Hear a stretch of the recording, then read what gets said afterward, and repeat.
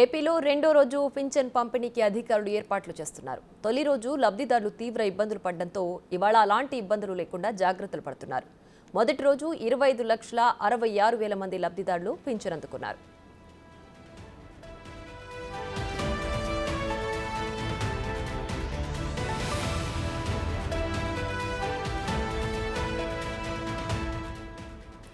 గ్రామ సచివాలయాల్లో వృద్ధులు, వితంతువులు, వికలాంగులు, కిడ్నీ డయాలసిస్ బాధితులకు పెన్షన్ అందిస్తున్నారు.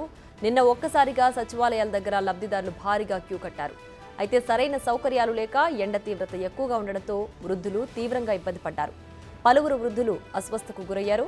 3 వృద్ధులు మృతి చెందారు.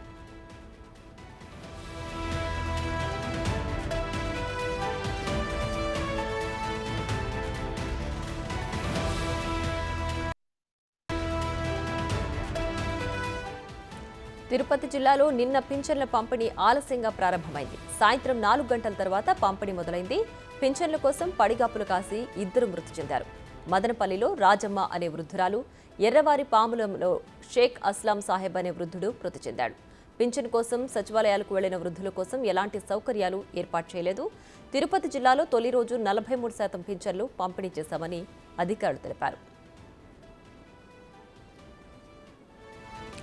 ఇదే అంశానికి సంబంధించి మరింత సమాచారం మా ప్రతినిధి మల్లికార్జున్ లైవ్ లో అందించడానికి సిద్ధంగా ఉన్నారు. మల్లికార్జున్, చెప్పండి, రెండో రోజు పింఛన్ల పంపిణీ ఎలా సాగుతుంది? నిన్న జరిగిన లోపాలకు సంబంధించి వాళ్ళ ఎలాంటి చర్యలు తీసుకోబోతున్నారు? ప్రియా, నిన్నటి నుంచి కూడా ఏపీలో పెన్షన్లు పంపిణీ అయితే ప్రారంభమైంది అని చెప్పుకోవచ్చు. నిన్న ఉదయం నుంచే కూడా వృద్ధులు కూడా వికలాంగులు సంబంధించిన పెన్షన్దారులందరూ కూడా ఉదయం 7 గంటల నుంచే సచివాలయాలకు చేరుకోవడం జరిగింది. కానీ మొన్న నైట్ నుంచి డబ్బులు జమ అవుతున్న నేపథ్యంలో నిన్న సాయంత్రం 3 గంటల వరకు కూడా విత్డ్రా ప్రాసెస్ అనేది కొనసాగుతూనే ఉంది. సచివాలయానికి సంబంధించిన విత్డ్రా ప్రాసెస్ అమౌంట్ విత్డ్రా చేసుకున్న తర్వాత అక్కడికి వచ్చిన పెన్షన్దారులకు నిన్న కొంతమందికి కూడా ఇవ్వడం జరిగింది. నిన్న రాష్ట్ర ప్రభుత్వం కూడా ఒక ప్రెస్ నోట్ కూడా విడుదల చేయడం జరిగింది. ప్రధానంగా దీంట్లో 65 లక్షలకు పైగా పెన్షన్దారులు ఎవరైతే ఉంటే దాంట్లో 25 లక్షలకు పైగా కూడా పెన్షన్లు పంపిణీ చేశామని కూడా చెబుతున్న పరిస్థితి కూడా కనిపిస్తూ ఉంది. మిగతా సచివాలయాలకు సంబంధించి 14,000కు పైగా వార్డు గ్రామ సచివాలయాలు ఉంటే దాంట్లో 13,000కు పైగా సచివాలయాల్లో నిన్న పంపిణీ చేసినట్టు కూడా చెబుతున్న పరిస్థితి కూడా కనిపిస్తూ ఉంది. మిగతా 1000 వరకు పెన్షన్లు అయితే నిన్న సచివాలయాల్లో పెన్షన్లు అయితే పంపిణీ కాలేదు. ఈ రోజు ఉదయం 7 గంటల నుంచే పెన్షన్ పంపిణీ చేయాలంటూ కూడా ఈ ఆదేశాలు అయితే జారీ చేసిన నేపథ్యంలో సచివాలయాలు ఉదయం 7 గంటల నుంచే ప్రారంభం కావడం జరిగింది. ప్రస్తుతం మనం విజయవాడలో ఉన్న సచివాలయం వద్ద ఉన్నాం. కొంతమంది పెన్షన్దారులు ఉన్నారు, పెన్షన్ తీసుకొని వచ్చిన వాళ్ళు ఉన్నారు. అమ్మ, పెన్షన్ తీసుకోవడానికి ఇంటి దగ్గరికే వస్తారు కదా, మీరు ఎందుకు ఇక్కడ సచివాలయం వరకు రావాల్సి వచ్చింది? అంటే అండి, మా అబ్బాయి ఆటో వేస్తాడండి. ఇక్కడ మా పాప ఉంది. ఎలాగ ఇక్కడ దాకా వస్తున్నాం కదండి, డబ్బులు తీసుకుని వెళ్తున్నాం అంతేనండి. లేకపోతే వాళ్ళే వచ్చి ఇస్తున్నారండి.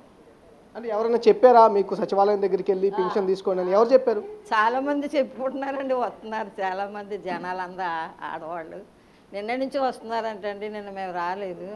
ఈవేళ ఎప్పుడు వచ్చినా మేము ఇక్కడికే వస్తానండి. అందుకు మా బాబు తీసుకొచ్చారండి ఆటో మీద. అంటే గతంలో ఇంటికి వచ్చి ఇచ్చేవాళ్ళు కదా? ఇచ్చేవారండి, ఇంటికి వచ్చి ఇస్తున్నారండి. ఈ నెల కూడా మరి మీరు కొంచెం పెద్దవారు, నడవలేని వారు, మీరు ఇంటికి వచ్చి ఇస్తామని కూడా ప్రభుత్వం చెప్తా ఉంది. అయినా మీరు ఇక్కడికి వచ్చి పెన్షన్ తీసుకోవాల్సిన పరిస్థితి. ఇక్కడేమో సచివాలయానికి వెళ్ళాలి, అందరూ అక్కడే ఇస్తున్నారు. ఇది ఈ నెల వచ్చే నెల కూడా అలాగే ఇస్తారని చెప్పారండి టీవీలో. ఇంకా అదే పట్టుకున్నారండి జనాలందరూ. మరొక పెన్షన్దారులు కూడా ఉంది, ఆమెను కూడా అడుగుదాం. అమ్మ, తీసుకున్నారా పెన్షన్? మీరు తీసుకున్నానండి. ఇంటికి వచ్చి పెన్షన్ ఇస్తారు కదా, మీరు మీలాంటి వాళ్ళందరికీ ఇంటికి వచ్చి పెన్షన్ ఇస్తానికి కూడా ఉన్నారు కదా, మీరు ఎందుకు సచివాలయం దగ్గరికి వచ్చారు? సచివాలయం దగ్గర జనాలు చెప్పుకుంటున్నారు, మేడం గారు వాళ్ళు గ్రూప్లో పెట్టారు, అందుకని వచ్చి తీసుకున్నామండి. అంటే ఎవరైనా చెప్పారా మీకు పింఛను సచివాలయం వద్దకు వెళ్ళి తీసుకోండి అని ఎవరైనా చెప్పారా? ఫోన్లో మేడంలు పెట్టారండి, అందుకని తీసుకుంటాకు వచ్చాను. గ్రూప్లో పెట్టారు. మా వాలంటరీ పోయిన నెలలోనే చెప్పిందండి, ఫోన్లో చెప్పారు, అందుకని తీసుకుంటాకు వచ్చాను. ఇప్పుడు ఏమన్నా చెప్పారా వాలంటరీ? ఇప్పుడు ఏమన్నా చెప్పారా వెళ్ళి సచివాలయం దగ్గర పెన్షన్ తీసుకోండి? ఇప్పుడు చెప్పారండి, చెప్తేనే వచ్చామండి. లేకపోతే నెల ఇంటికి వచ్చి ఇంటింటికి వచ్చి ఇచ్చేవాళ్ళండి. ఇంటి దగ్గరే తీసుకున్నాం. ఇప్పుడు కూడా మీలాంటి వాళ్ళ కోసం ఇంటికాడే పెన్షన్లు ఇస్తామని కూడా చెప్తుంది ప్రభుత్వం. నిన్న కొంతమందికి ఇచ్చారు, ఇవాళ కొంతమందికి ఇస్తా ఉన్నారు. ఇంకా 2 రోజులు టైం ఉంది. ఆ 2 రోజుల టైంలో ఇంటికి వచ్చి ఇస్తారు కదా, ముందుగానే సచివాలయం దగ్గరికి వచ్చి ఇక్కడ ఇబ్బంది పడే పరిస్థితి ఉండకూడదు కదా. డబ్బులు అవసరం అండి, అవసరం అండి, అందుకని వచ్చాం, లేకపోతే వచ్చేవాళ్ళం కాదు. వచ్చే నెల ఇంటికి వచ్చి ఇస్తారండి. అలాగైతే ఇంకో గొడవే లేదండి. ఇప్పుడు పని కట్టుకుని బాబు మేము రావాల్సి వచ్చిందండి. ఇప్పుడు పని కట్టుకొని మరీ సచివాలయం దగ్గరికి వచ్చి పింఛన్ డబ్బులు తీసుకోవాల్సి వచ్చిందా? అవునండి. ఎందుకమ్మా, ఇప్పుడు ఇంటికి వచ్చి ఇస్తారు కదా, ఒక రోజు లేట్ అయినా ఇంటికి వచ్చి ఇస్తామని చెప్తుంది కదా ప్రభుత్వం. టీవీలో రాత్రి ప్రొద్దుట కూడా అట్లాగే అన్నారండి. ఎలా అంటే సచివాలయానికి వెళ్ళండి, అక్కడ ఇస్తున్నారు వాళ్ళందరికైనా, నిన్న నుంచి ఇస్తున్నారు అని చెప్పారండి.